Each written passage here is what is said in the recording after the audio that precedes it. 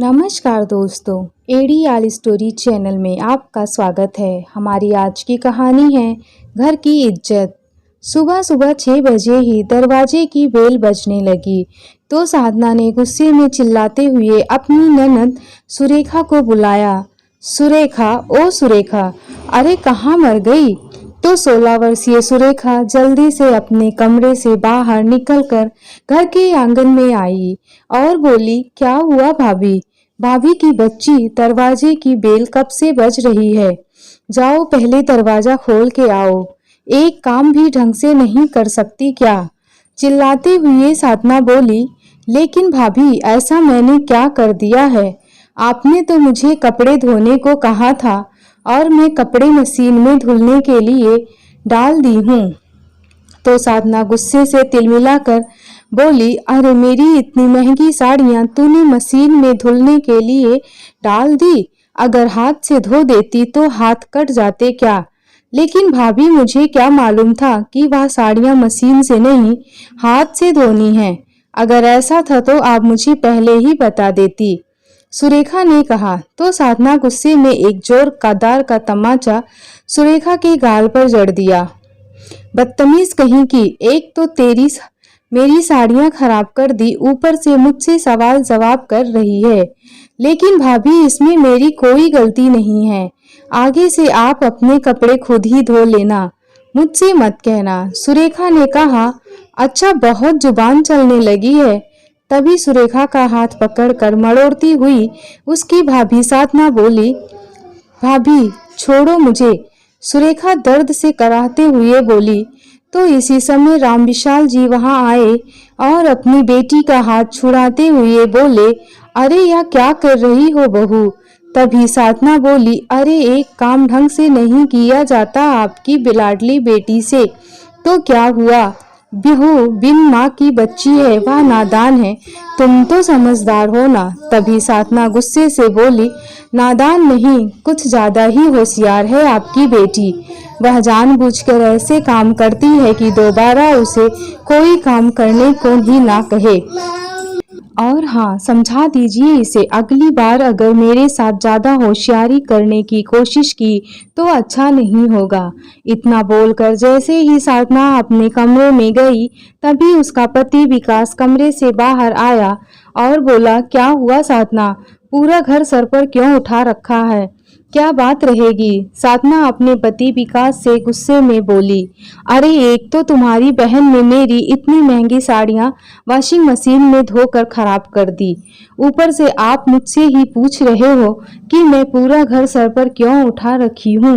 विकास बोला, क्यों तुम अपने कपड़े खुद नहीं धो सकती क्या? क्यों उस बेचारी को परेशान करती हो?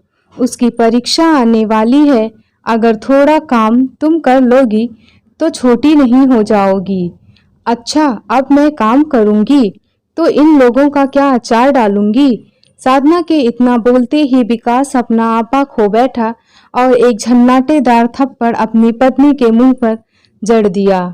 तो साधना गुस्से से दहाड़ते हुए बोली, तुम्हारी हिम्मत कैसे हुई मुझ पर हाथ उठाने की? तो क्या आरती उतारूं तुम्हारी, जो हर दिन कोई न कोई बखेड़ा खड़ा करती रहती हो? बेटा बहू को ऐसे झगड़ते देख रामविशाल जी बोले, नहीं बेटा, यूं हाथ उठाना तुम्हें शोभा नहीं देता। घर में छोटी मोटी बातें तो चलती ही रहती हैं, लेकिन तुम लड़ाई मत करो, मैं हाथ जोड़ता हूँ। तभी गुस्से से भड़कते हुए साधना बोली, बस पिताजी आप तो रहने ही दीजिए, कुछ मत बोलिए।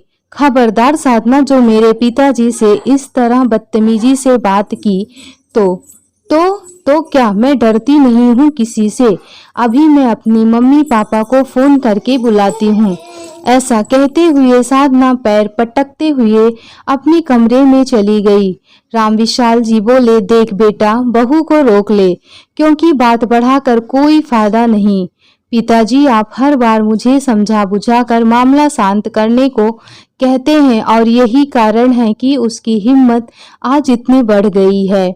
इधर साधना ने गुस्से में आकर अपनी माँ को फोन लगाया और रोते हुए बोली, माँ ससुराल में सब मुझसे लड़ते झगड़ते हैं, आज तो आपके दामाद ने मुझ पर हाथ भी उठाया। मुझे यहाँ नहीं रहना, जल्दी से आकर मुझे ले जाओ। कहते हुए साधना फूट फूट कर रोने लगी। इतना सुनते ही उसकी माँ मनीषा देवी गुस्से में आ गई और बोली, अच्छा उसकी इतनी हिम्मत, तू चिंता मत कर बेटी, अब तू एक पल भी उस घर में नहीं रहेगी। तू अपना सामान पैक कर, मैं अभी तुझे लेने के लिए तेरे पापा को भेजती हूँ। अरे क्या हुआ मनीषा किससे बात कर रही थी? साधना के पिता सोहन जी ने पूछा तो मनीषा जी बोली, आपकी बेटी का फोन था। आज तो उसके ससुराल वालों ने सारी हदें पार कर दी। उसके घर पर इतना लड़ाई झगड़ा हुआ कि उसके पति विकास ने बिना मतलब हाथ उठा दिया मेरी बच्ची पर। क्या मेरी बेटी पर हाथ उठाया? उसने इतना कहते हुए सोहन जी गुस्से में उठ खड़े हुए और तुरंत गाड़ी लेकर अपनी बेटी को लेने निकल गए। थोड़ी ही देर में वह अपनी बेटी के ससुराल पहुंच गए। साधना, ओ बेटी साधना, सोहन जी ने पुकारा। तभी साधना अपने कमरे से बाहर आई और अपने पिता के गले लगकर रोने लगी। रो मत बेटी, अब तुझे चिंता करने की कोई जरूरत नहीं है। इस समय उसके ससुर राम विशाल जी भी बाहर आ गए। नमस्ते भाई साहब, आइए बैठकर बात करते हैं, राम विशाल जी ने कहा। तो साधना के पिता सोहन जी बोले, इस घर में मैंने अपनी बेटी की शादी की थी, उसे बेचा नहीं था।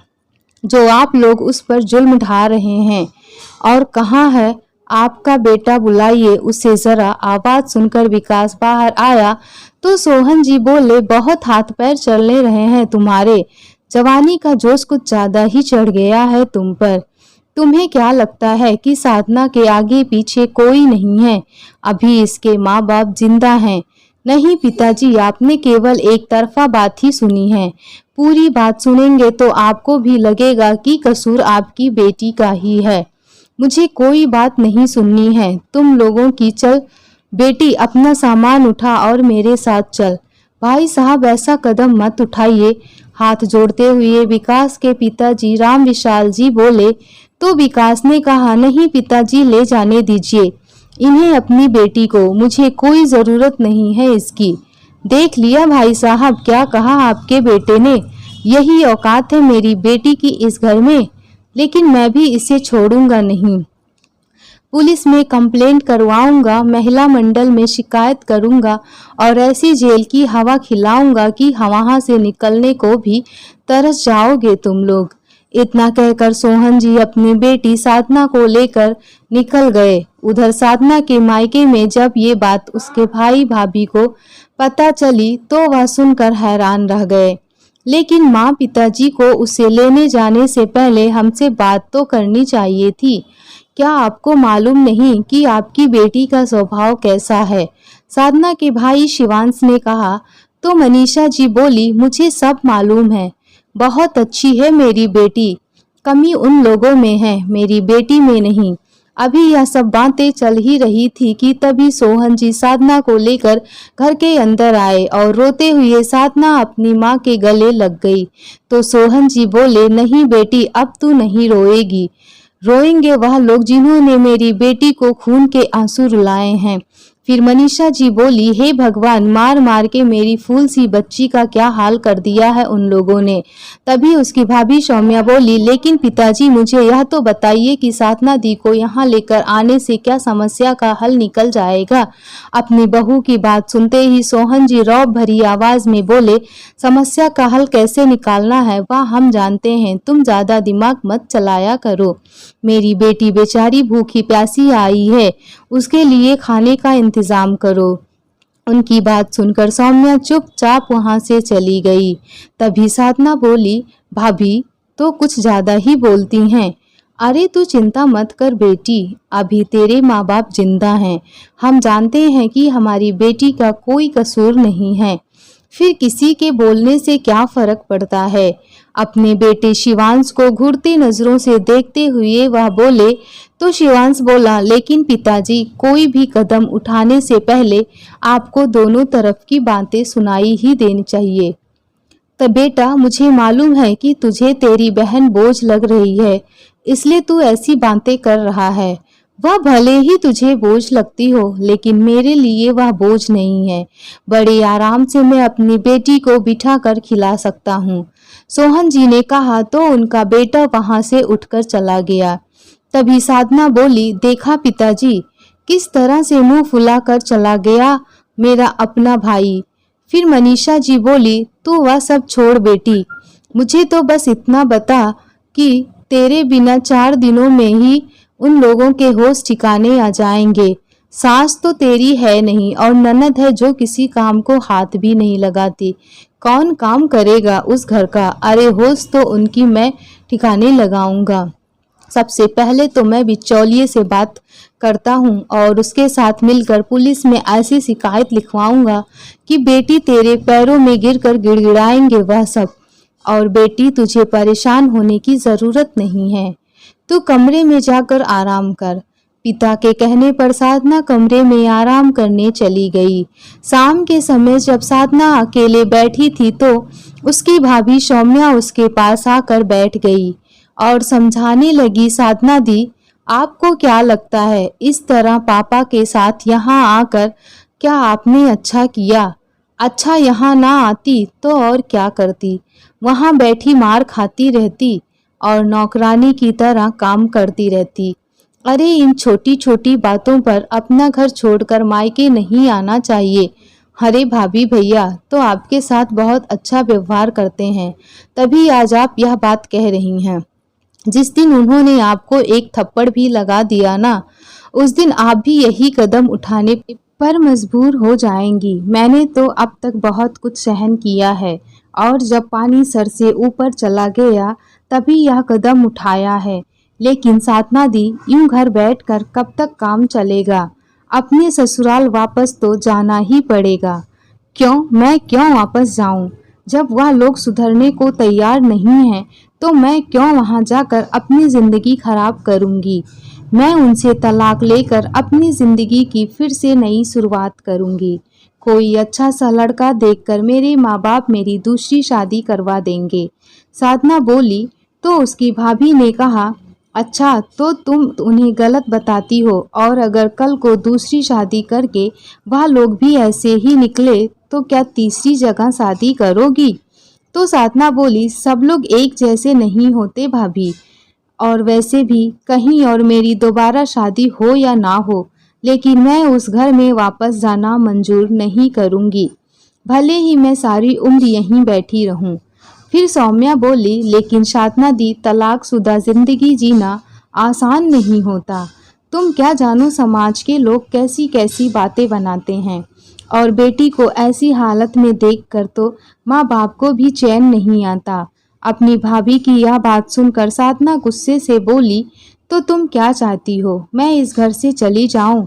अपने पापा की बात मानकर मैं वहां घर छोड़कर उनके साथ उनके घर में आई हूँ और यह फैसला उन्होंने मेरे लिए सोच समझकर ही लिया है।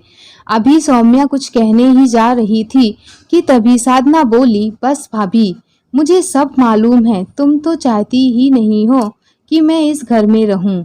इतना कहकर वह वहां से उठकर चली गई। उधर सोहन जी ने फोन किया तो थोड़ी ही देर में उनका चचेरा भाई उनके घर पहुंच गया।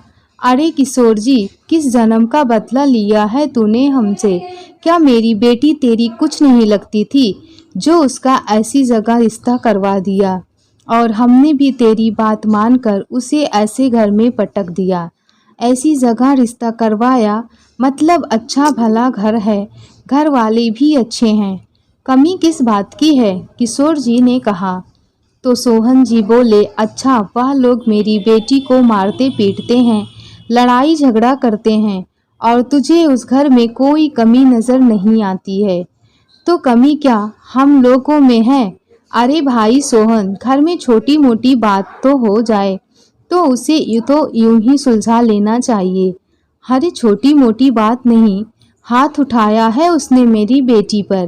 बेटे को समझा भी सकते थे कि यह गलती है, आगे से ध्यान रखना, लेकिन नहीं, वह तो सीधे मारपीट पर ही उतर आए। अच्छा उसने हाथ उठाया तो तुम लोगों ने क्या किया? करना क्या था, मैं जाकर ले आया अपनी बेटी को। अपने दुखी बेटी को वहां कैसे छोड़ सकता था। बस यही तो मेरी गलती है कि बेटी ने फोन किया नहीं और जाकर उसे ले आए। तुम्हारी बेटी को उसकी ननद या ससुर ने तो नहीं मारा, उसके पति ने हाथ उठाया है और वह भी कोई बहुत बड़ी गलती की होगी उसने। अगर 1-2 घंटे नहीं जाते तो मामला अपने आप ही शांत हो जाता। और फिर अगर लेने भी गए तो कम से कम बैठकर पूछना तो चाहिए था कि क्या बात हुई। शांति से बैठकर बातचीत करते तभी तो किसी समस्या का हल निकलता। लेकिन तुमने तो पुलिस में कंप्लेंट करके की धमकी देकर मामले को और ज्यादा उलझा दिया है। किशोर जी की यह बात सुनकर सोहन जी सोच विचार में पड़ गए। फिर किशोर जी बोले, आप मेरी बात ध्यान से सुनो। अब तक जो हो गया सो हो गया। अब शांति से अपनी बेटी को उसके ससुराल वापस भेज दो। अरे इतना कुछ होने के बाद भी तुम मुझे अपनी बेटी को वापस भेजने को कह रहे हो। अगर उन्होंने वापस उसके साथ मारपीट की तो? देखो भाई सोहन, ठंडे दिमाग से काम लो। जो उचित है मैं वही कह रहा हूँ। मैंने राम विशाल जी से बात की है, अब कोई ऐसी बात नहीं होगी। ठीक है किशोर जी, तुम्हारे कहने पर मैं साधना को वापस भेज देता हूँ, लेकिन अगर दोबारा कोई ऐसी बात हुई तो मैं तुम्हारी भी नहीं सुनूंगा। किशोर जी के बार बार कहने पर सोहन जी अपनी बेटी को ससुराल वापस भेजने को तैयार हो गए और अगले दिन उसे किशोर जी के साथ उसके ससुराल भेज दिया। अरे चाचा, आप यहाँ कैसे? किशोर जी को अपने घर में देखकर विकास बोला तो किशोर जी ने कहा, बस बेटा, तुम्हारी अमानत तुम्हें वापस करने आया हूँ। इस समय साधना घर के अंदर आई तो उसे देखते ही विकास बोला, नहीं चाचा, अब यह इस घर में नहीं रह सकती। जहाँ से लाए हैं वहीं वापस ले जाइए। इस समय राम विशाल जी बाहर आए और बोले, अरे बेटा, यह तू कैसी बातें कर रहा है? बहू वापस आ गई है तो तुम शांति से अपना घर बसने दो। नहीं पिताजी, आपको मालूम है ना कि साधना के पापा ने हमें क्या कहा था। अरे बेटा, गुस्से में इंसान क्या कुछ नहीं कहता। अब सारी बातों को भूल कर नई सिरे से जिंदगी शुरू करो। राम विशाल जी ने कहा तो विकास बोला, ठीक है, लेकिन इसे कह दीजिए कि अगर यहाँ रहना है तो काम तो खुद ही करना पड़ेगा। मेरी बहन इसके हाथ में खाने की थाली नहीं देगी। तो किशोर जी बोले, अरे यह भी कोई बात हुई? उसका खुद का घर है तो काम क्यों नहीं करेगी? राम विशाल जी बोले, अरे ननद भाभी मिलकर काम कर लेंगे तो कोई परेशानी नहीं होगी। बेटी तुम अंदर जाओ। किसी तरह राम विशाल जी ने बात संभाली और अपनी बेटी को आवाज देते हुए 2 कप चाय बनाने को कहा। अरे नहीं, अब मैं चलता हूँ, बच्चों का ख्याल रखिएगा, कहते हुए किशोर जी वहां से चले गए। उधर बेटी को ससुराल भेजकर सोहन जी अपनी चारपाई पर आराम फरमा रहे थे, तभी उनके पास उनके साले का फोन आया और बोला, अरे जीजा जी, मुझे पता चला कि साधना बिटिया आई है। हाँ भाई, आई तो थी, अभी थोड़ी देर पहले ही अपने ससुराल वापस भेजा है। अरे उन्होंने तुम्हारी बेटी पर हाथ उठा दिया और तुमने उसे वापस भेज दिया। उन लोगों को जेल की हवा खिलानी चाहिए थी। हाँ भाई, चाहता तो मैं भी यही था, लेकिन अपने भाई के कहने पर मैंने समझौता करने को तैयार हो गया। लेकिन जीजा जी, साधना बेटी भी मार खाकर कितने दिन वहां रहेंगी? घर तो तब बसेगी ना जब दोनों तरफ से कोशिश हो। हाँ भाई, बात तो सही है, सोहन जी बोले। तो उनके साले ने कहा, अब अगर वह लोग ठीक से रहते हैं तो ठीक, नहीं तो इस बार उनकी अकल ठिकाने लगा देंगे।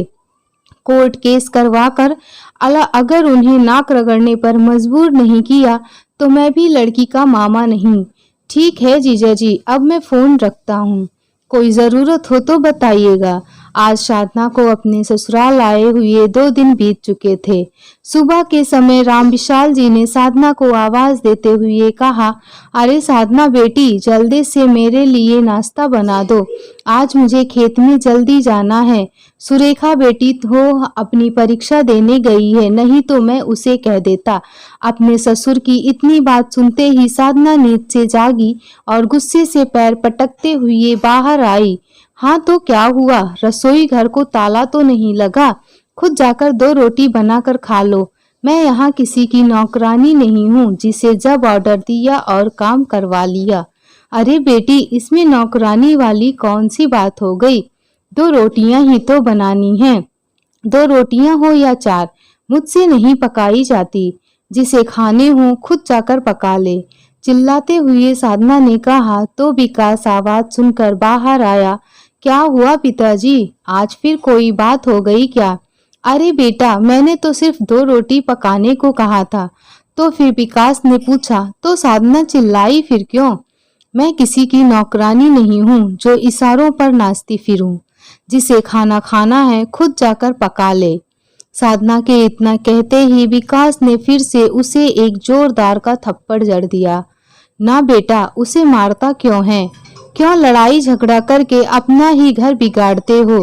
राम विशाल जी अपनी बेटी को रोकने की कोशिश की तो साधना उल्टा उन पर ही भड़क पड़े।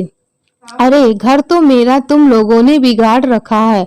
इस लड़ाई झगड़े की जड़ सिर्फ और सिर्फ तुम्हारी बाप बेटी ही हो। साधना की इतनी बात सुनते ही विकास ने गुस्से से आग बबूला हो गया और साधना को एक जोरदार का थप्पड़ जड़ दिया।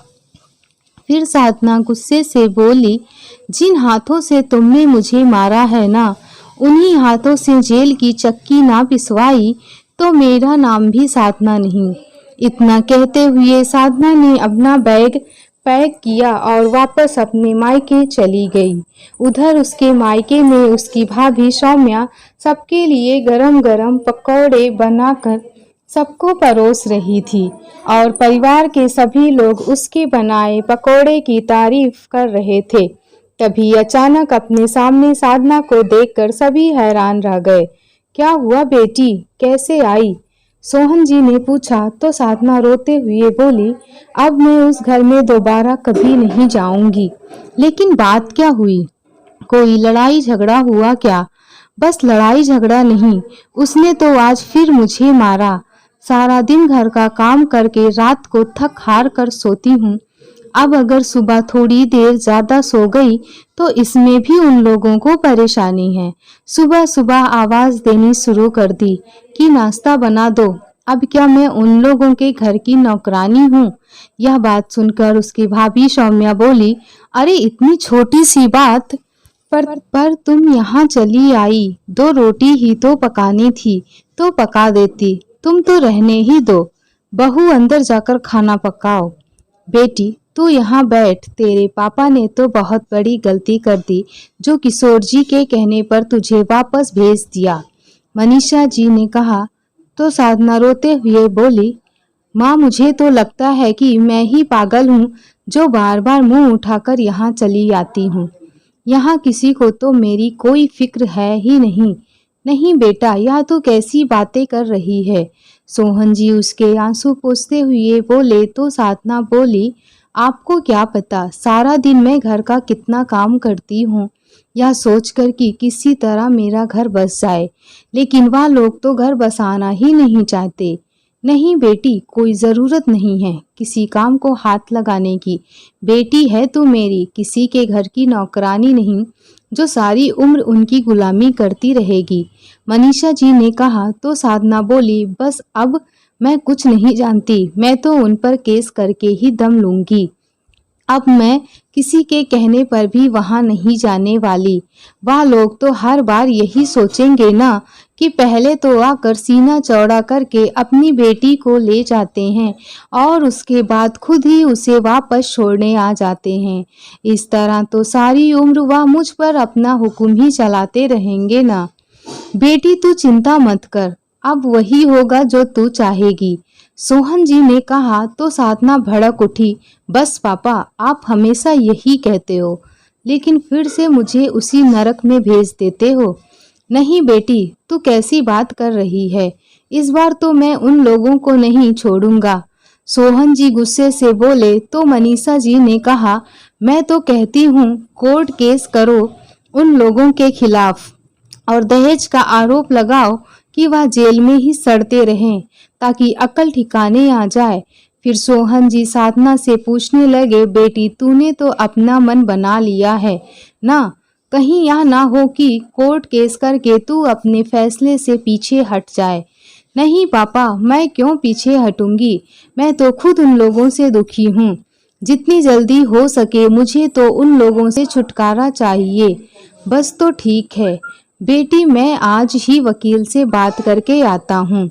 इतना कहकर सोहन जी वहां से उठकर चले गए। तो साधना बोली, माँ बड़ी भूख लगी है, भाभी अभी तक खाना लेकर क्यों नहीं आई?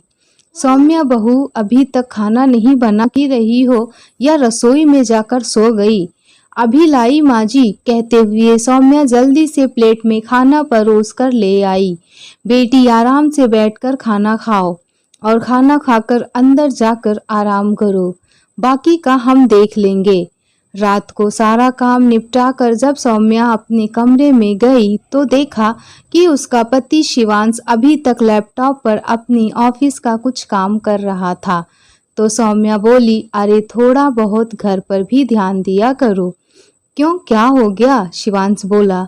क्या हो गया? अरे आपकी बहन घर पर आकर बैठी हैं और आप उसे कुछ समझाते ही नहीं। तो शिवांश बोला, तुम कहना क्या चाहती हो? क्या मैं उसे घर से बाहर निकाल दूं? नहीं जी, मेरा यह मतलब नहीं है। मैं तो बस इतना कहना चाहती हूँ कि आप लोग सिर्फ एक तरफा बात ही सुन रहे हैं। कम से कम उन लोगों की बात भी तो सुन लो। कभी एक हाथ से ताली नहीं बजती। देखो सौम्या, पिछली बार साधना घर आई थी तो हमने उसे समझा बुझा कर वापस भेज दिया था। अब वह लोग अगर बार बार उसे मारते ही रहेंगे तो हम कब तक बर्दाश्त करेंगे? शिवांश ने कहा। तो सौम्या उसे समझाते हुए बोली, मैं तो केवल इतना ही कहना चाहती हूँ कि उसके पति विकास को हम सभी अच्छी तरह से जानते हैं। अगर दोबारा उसने साधना पर हाथ उठाया है तो कोई बहुत बड़ा कारण होगा। अब मैं भी तो यहाँ अपने ससुराल में ही रह रही हूँ ना। आपने तो कभी मुझ पर हाथ नहीं उठाया। कोई ना कोई बात जरूर है जो यह लड़ाई हो रही है। अरे सौम्या, लेकिन वह अपने घर आकर बैठी है। जब उसके आने से बाकी किसी को कोई परेशानी नहीं है तो तुम्हें क्यों तकलीफ हो रही है? मैं तो इसलिए परेशान हूँ क्योंकि मुझे मालूम है कि उसकी तरफदारी करके तुम उसे हमेशा के लिए यहीं बिठा दोगे। अरे अगर अपने मायके में रहकर 2 वक्त की रोटी खा भी लेगी तो तुम्हें इससे बात से क्या दिक्कत है? दिक्कत 2 वक्त की रोटी की नहीं है। अब पिताजी कहते हैं कि मैं कोर्ट केस करूंगा। क्या कोर्ट केस में दुनिया हमारा तमाशा नहीं देखेगी? तो होने दो कोर्ट केस। एक बार पता लगने दो उन लोगों को भी कि कैसे किसी की बेटी पर हाथ उठाते हैं। अरे पता उन्हें नहीं, पता तो आप लोगों को लगेगा। कोर्ट केस में परेशानी तो आप लोगों को भी होगी। पैसे खर्च होंगे सो अलग से। मैं तो बस इतना कहना चाहती हूँ कि कम से कम एक बार उन लोगों की बात सुन लो।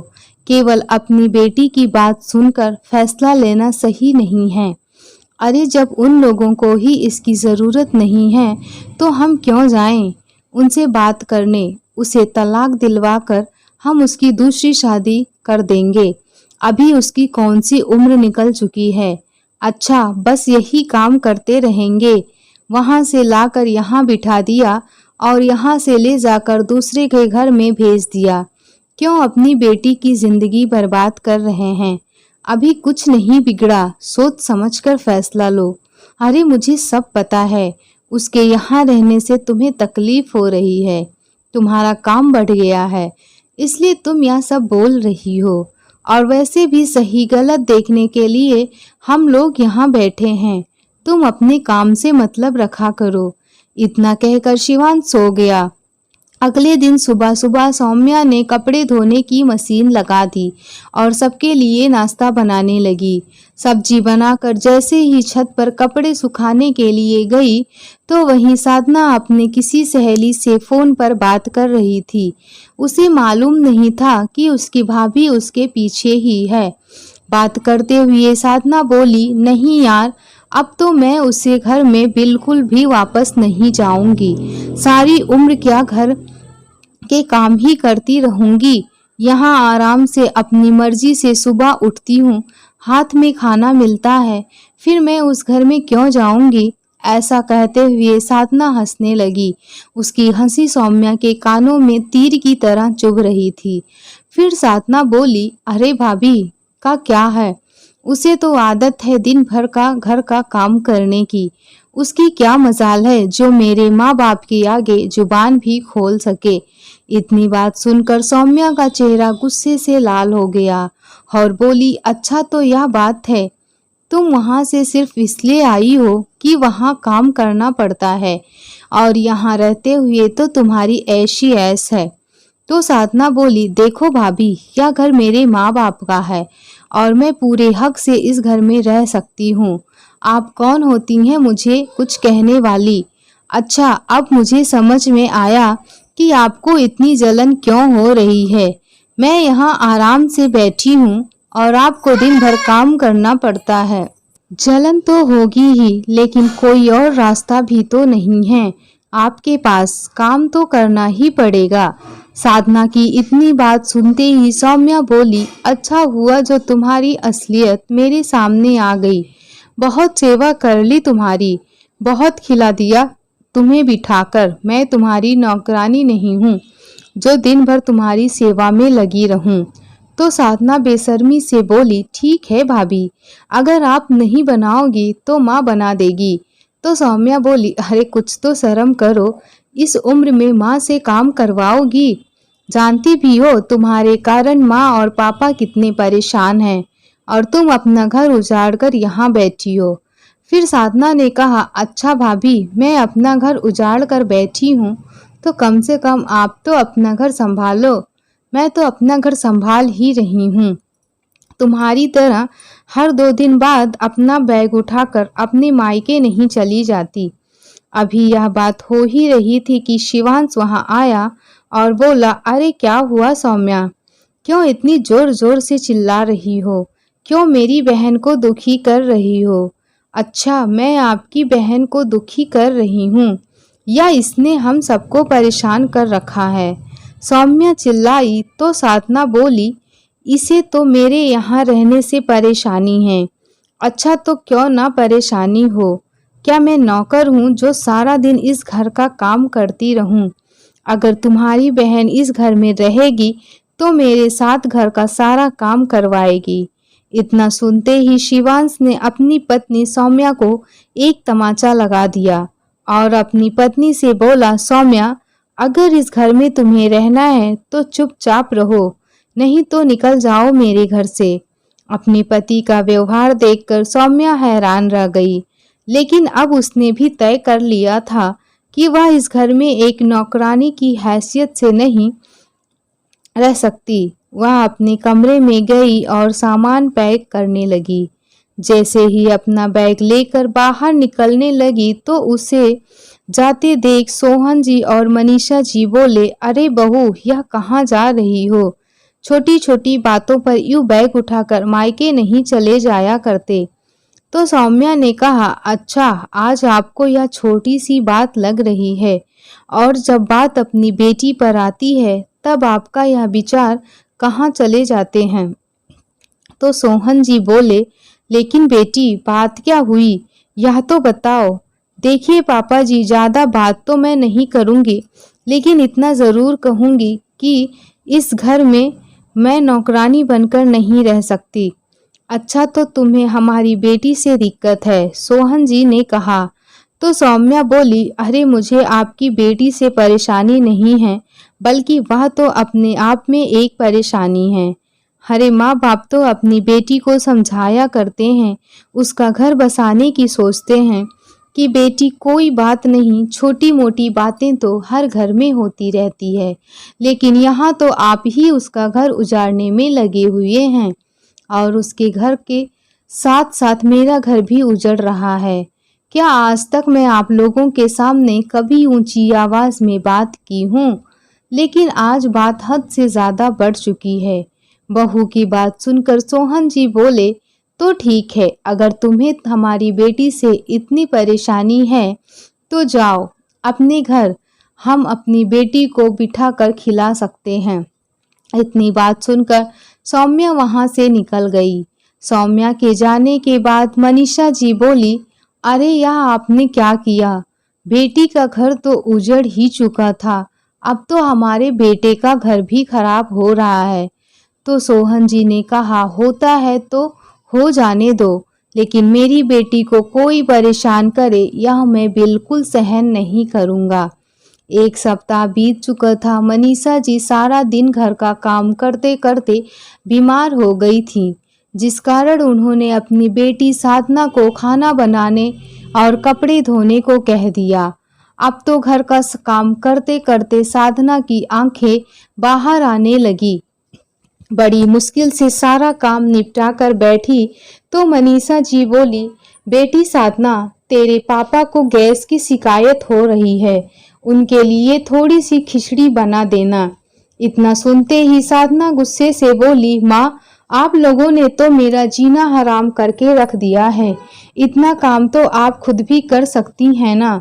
लेकिन बेटी, एक हफ्ता हो गया तेरी भाभी को यहाँ से गए हुए, अब तक तो मैं ही काम कर रही थी। 2 दिन तुझे काम करना पड़ा तो तू मुझे बातें सुनाने लगी। बातें ना सुनाऊं तो और क्या करूं? थक गई हूं मैं इस घर का काम करते करते, साधना ने कहा। तो उसकी माँ बोली, ठीक है बेटा, थोड़ी देर आराम कर ले, उसके बाद बना देना। तो साधना गुस्से से चिल्लाते हुए बोली, सुबह से आप भी तो आराम ही कर रही हैं, तो आपसे जरा सी खिचड़ी भी नहीं बनाई जाती? बेटी, मेरी तबीयत ठीक होती तो मैं ही बना लेती, बहुत कमजोरी महसूस हो रही है। हरे खिचड़ी बनानी है, कोई पहाड़ नहीं तोड़ना है, थोड़ा सा चल फिर लेंगी तो कोई आफत नहीं आ जाएगा। तभी सोहन जी बाहर आए और बोले, अरे साधना बेटी, मेरे लिए एक गिलास पानी तो गर्म कर देना, मुझे दवाई खानी है, और हाँ, यह मेरा कुर्ता पजामा भी इस्त्री कर देना, मुझे जरा बाहर जाना है। ऐसा कहते हुए सोहन जी ने अपने कपड़े साधना को दिए, लेकिन काम करने की बात सुनते ही साधना गुस्से से तिलमिलाने लगी। देखो, दिन भर साधना साधना के नाम ही रट लगाए रहते हैं, 2 मिनट भी चैन से नहीं बैठने देते। सुबह से पूरे घर का काम करके थक गई हूँ। अरे बेटी, ये तू कैसी बात कर रही है? तेरी माँ की तबीयत ठीक नहीं है, इसलिए तुझे कह दिया काम करने का। पिता की इतनी बात पर साधना ने स्पष्ट तौर पर कह दिया, अब मैं घर का कोई काम नहीं करूंगी। और फिर अपने पिता के कपड़े अपनी माँ की तरफ फेंकते हुए बोली, पकड़ो इसे, मुझसे नहीं होते ये सब चीजें।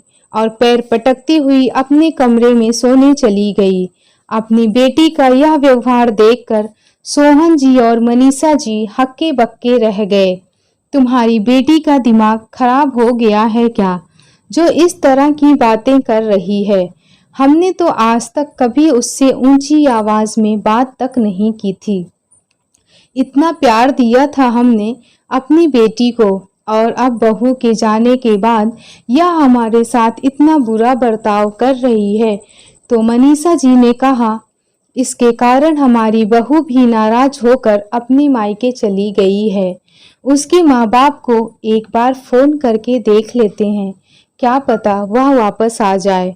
तो सोहन जी बोले, समझ नहीं आता क्या करूं, इधर ये परेशानी है तो दूसरी ओर कोर्ट केस में वकील इतना पैसा मांग रहे हैं कि अब जेब भी खाली होने लगी है। कितने ही लोगों से सलाह ले चुका हूँ, सबने यही कहा है कि अपनी बेटी को समझाकर उसके ससुराल वापस भेज दो। ना जाने किसकी नजर लग गई है हमारे घर को, इतनी हंसी खुशी से हम लोग रह रहे थे।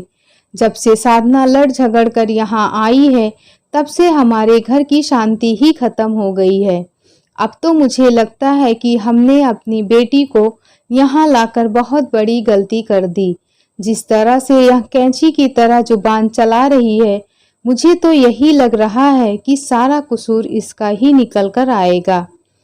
मैं जाकर गांव के सरपंच से बात करता हूँ। इतना कहकर सोहन जी अपने बेटे शिवांश को साथ लेकर सरपंच के पास गए और सारी बात बताते हुए बोले, मैंने कोर्ट केस में हाथ तो फंसा बैठा, लेकिन अब वकील मुंह खोलकर पैसे मांग रहे हैं।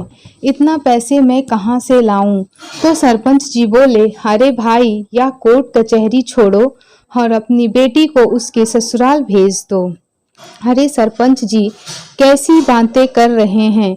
वह लोग फिर उसे मारना शुरू कर देंगे तो? सरपंच जी बोले, ऐसी बात नहीं, मुझे तो स्पष्ट तौर पर तुम्हारी गलती ही नजर आ रही है। अरे हमारी गलती कैसे हो गई? अपनी बेटी को मार खाते देख कोई माँ बाप कैसे सहन कर सकते हैं? तो शिवांश बोला, जरा सी लड़ाई हुई नहीं थी और पिताजी ने साधना को लाकर घर बिठा दिया। किसी की सुनते ही कहाँ हैं पिताजी। तो सरपंच जी बोले, अच्छा बेटा शिवांश, अगर तेरे पिता किसी की नहीं सुनते तो तूने क्या किया? तूने भी तो अपनी पत्नी को मार पीट कर भगा दिया। यह बात सुनकर शिवांश की नजरें नीचे झुक गईं। तो सरपंच जी बोले, और भाई सोहन, अब तुम ही देख लो, साक्षात अन्नपूर्णा जैसी तुम्हारी बहू जो दिन रात तुम्हारी सेवा करती थी, उसे भी नहीं छोड़ा तुम्हारी बेटी ने। 4 दिन में ही अपने भाई भाभी में फूट डाल दी उसने। तो अपने ससुराल वालों का वह क्या हाल करती होगी। और वैसे भी मैं राम विशाल और उसके बेटे को अच्छी तरह से जानता हूँ, वह बहुत अच्छे लोग हैं। लेकिन सरपंच जी अब आप हमें सही सलाह दीजिए कि हमें आगे क्या करना चाहिए।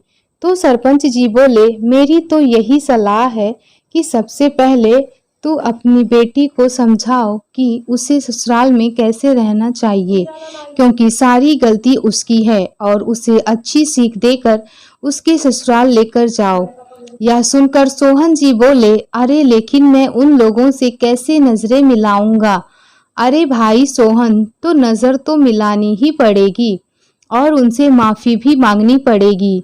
आखिरकार बेटी तुम्हारी है और बेटी का घर बसाने और उजाड़ने में माँ बाप का ही सबसे बड़ा हाथ होता है। और हाँ, एक बात और, जाकर के अपनी बहू से भी माफी मांगो और उसे सम्मान के साथ अपने घर वापस लेकर आओ। सरपंच से बात करके सोहन जी जैसे ही अपने घर वापस आए तो मनीषा जी पूछने लगी, क्या हुआ? क्या कहा सरपंच जी ने? वह सब मैं बाद में बताता हूँ, सबसे पहले मुझे एक जरूरी काम करना है। ऐसा कहते हुए सोहन जी साधना के कमरे में गए और उसे खींचकर 2 तमाचे जड़ दिए। तभी मनीषा जी बोली, यह क्या किया आपने? अपनी बेटी पर ही हाथ उठा दिए। तो सोहन जी बोले, तुम पूछ रही थी ना, सरपंच जी ने क्या कहा? सरपंच ने भी यही कहा है कि गलती तुम्हारी बेटी की ही है, जिसकी वजह से 2 घर उजड़ रहे हैं। और साधना, मेरी एक बात कान खोल कर सुन लो, कल मैं तुझे तेरे ससुराल छोड़कर आऊंगा और उसके बाद अगर तुमने वहां किसी से बदतमीजी से बात की तो अपनी हालत की जिम्मेदार तुम खुद होगी। और हाँ, घर का एक एक काम तुम खुद करोगी। अगर मुझे वहां से कोई शिकायत मिली तो अच्छा नहीं होगा।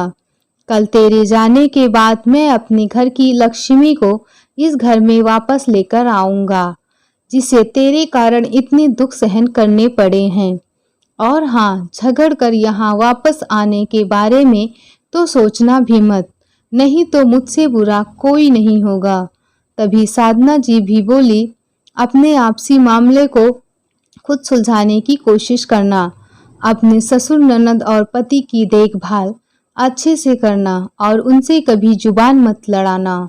दोस्तों, कहानी कैसी लगी कमेंट्स में ज़रूर बताएं। कहानी अच्छी लगी हो तो लाइक और शेयर ज़रूर करें। इसी तरह की और भी कहानी को देखने के लिए चैनल को सब्सक्राइब करना बिल्कुल ना भूलें। आइए मिलते हैं एक और नई कहानी के साथ। बहुत बहुत धन्यवाद।